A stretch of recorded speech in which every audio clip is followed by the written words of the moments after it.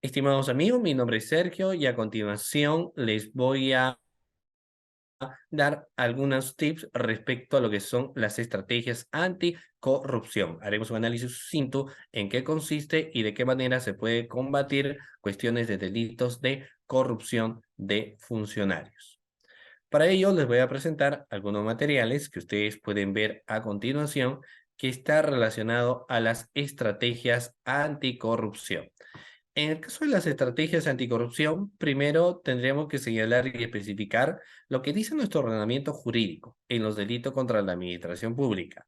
Y empezamos señalando que la administración pública es toda actividad que realizan los funcionarios y servidores públicos con la finalidad de materializar el objeto final del Estado. En ese sentido, hay que evidenciar que quienes forman parte del aparato estatal vienen a ser funcionarios y servidores públicos. Asimismo, estos ocupan estos cargos provenientes de elección popular y también quienes ocupan estos cargos productos de una convocatoria. En ese sentido, para buscar tener una estrategia que combata con la existencia de corrupción, sería importante analizar cómo está o cómo se van organizando estas instituciones del Estado. Dentro de ello podemos ver que en los delitos contra la administración pública, las instituciones del Estado se rigen a través de normas e infranormas institucionales. Es decir, encontraremos una constitución, habrá leyes, reglamentos, directivas que deben ser observadas y cumplidas por los funcionarios y los servidores públicos en el desempeño de sus labores y actividades. En ese sentido, un primer planteamiento de lucha anticorrupción es tener que verificar y analizar precisamente esos reglamentos o esas directivas, esos memorándum, leyes, órdenes de servicio de las diferentes instituciones del Estado. Tengamos en cuenta que existen algunas instituciones en las cuales se prohíbe que un familiar que pertenezca ahí pueda trabajar dentro de la institución del Estado, razón por la cual, por ejemplo, un, se les hace firmar para que ellos señalen que no tienen nepotismo con ningún familiar del aparato estatal. Sin embargo, en otras instituciones se advierte que no existe la firma de nepotismo.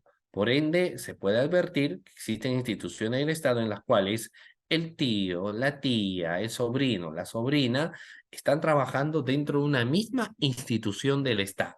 En ese sentido, lo que se tiene que hacer como política de lucha anticorrupción es finalmente buscar hacer una reforma de estas normas e infranormas institucionales. Asimismo, hay que advertir de que este problema no solamente se da en el Perú, sino es un problema a nivel mundial. Por ende, es que hoy en día se deja de lado los temas de meritocracia, sino parece que se encuentra en situaciones más de dedocracia, como por ahí ciertamente lo suelen señalar.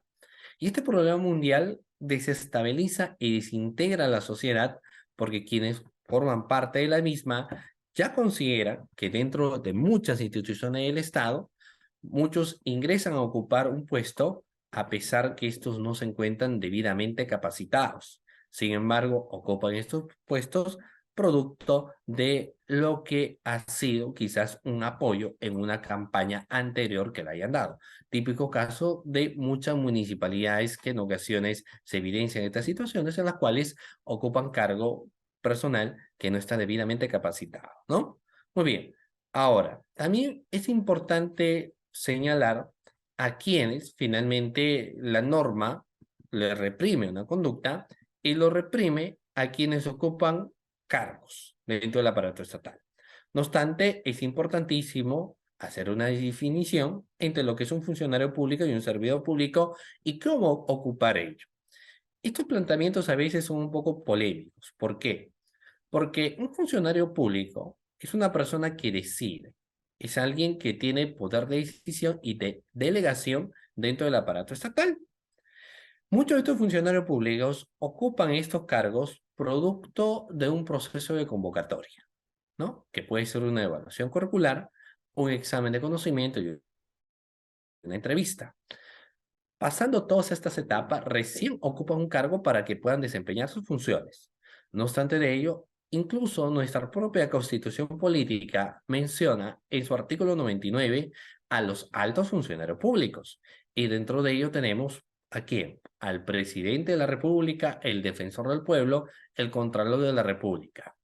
Pero la interrogante es, ¿y a quién elige o quiénes eligen al presidente de la República? ¿El pueblo? ¿La ciudadanía peruana? ¿Y qué se requiere para ser presidente de la República? ¿Se entiende? Ciudadano peruano, mayor de 35 años, pero no te menciona ningún tipo de especialidad o que tenga secundaria completa o algún tipo de especialización.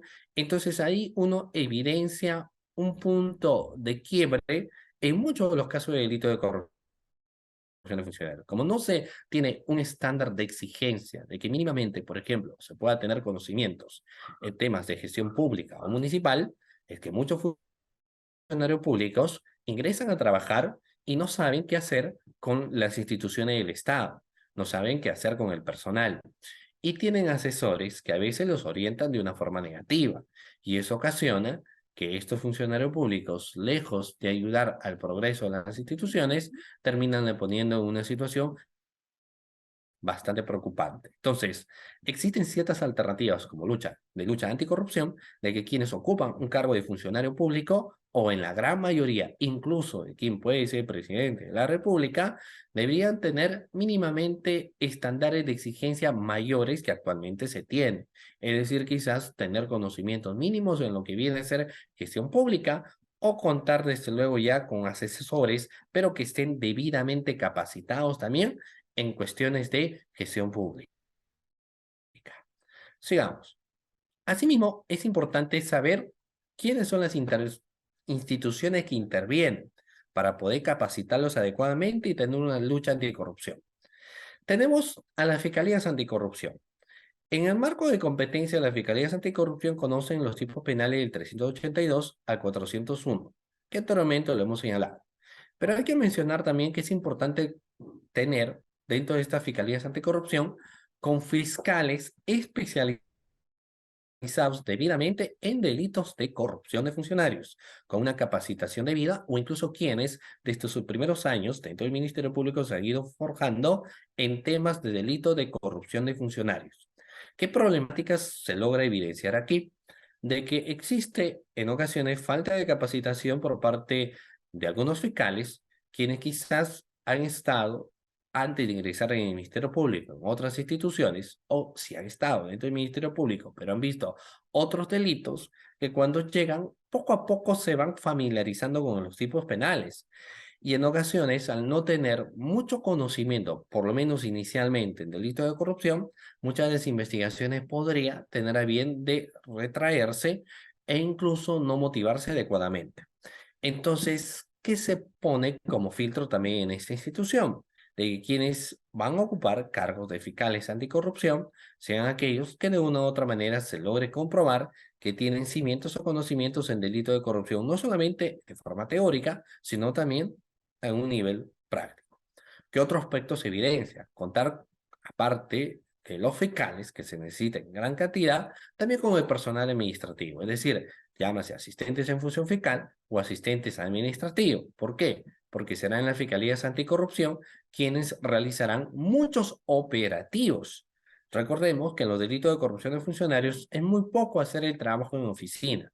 Por lo general se va a requerir hacer trabajos de campo, como lo que son las incautaciones de varias documentaciones relacionados a proceso de contratación, a proceso de licitación de obras, servicios, concesiones o cualquier otra operación a cargo del Estado, razón por la cual se pide de que exista un mayor presupuesto en el caso de las fiscalías anticorrupción, siempre en aras para la lucha contra quienes cometen delito de corrupción de funcionarios. Luego también se tiene a otra institución que es la Procuraduría Pública especializada en delitos de corrupción de funcionarios, a quienes se les dota de una especial responsabilidad. Por ejemplo, estas procuradurías ingresan en representación de los intereses del aparato estatal.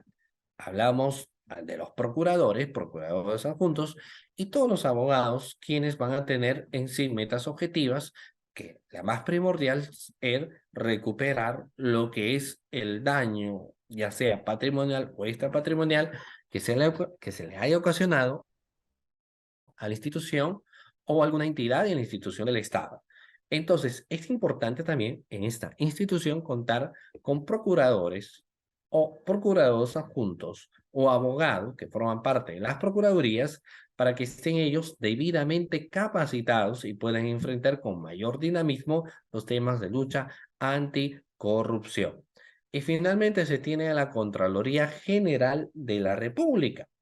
Lo que se busca aquí es que la Contraloría General de la República tengamos mayores personas que formen parte de esta institución, pero sobre todo mayores auditores para los diferentes informes de control. Los informes de control, si bien es cierto, no tienen una calificación jurídica, sin embargo, estas resultan siendo muy importantes para dar inicio a lo que vienen a ser posteriores investigaciones.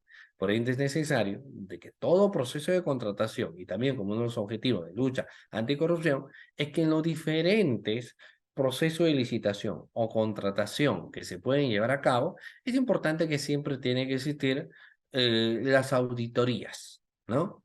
No siempre las auditorías van a ingresar cuando se sospeche de la existencia de una posible irregularidad, sino que también las auditorías deberían estar siempre presentes en cualquier proceso de licitación o contratación en la cual se pueda llevar a cabo. De esta manera sería como una especie de garantía para poder señalar que estos procesos se van desarrollando, pero de una manera adecuada. Si es que éstas se evidencian alguna irregularidad, con mayor rapidez e inmediación se podría poner de conocimiento de quiénes son fiscales anticorrupción para que tomen las medidas que sean necesarias siempre con el objetivo de luchar con temas de corrupción de funcionarios. Asimismo, como temas de equipaje respecto a lo que vienen a ser combatir temas de corrupción de funcionarios, lo que en los últimos tiempos se tiene es mayores penas privativas de libertad, es decir, el derecho penal para hacer frente a comportamientos de funcionarios y servidores públicos que infrinjan normas e infranormas institucionales.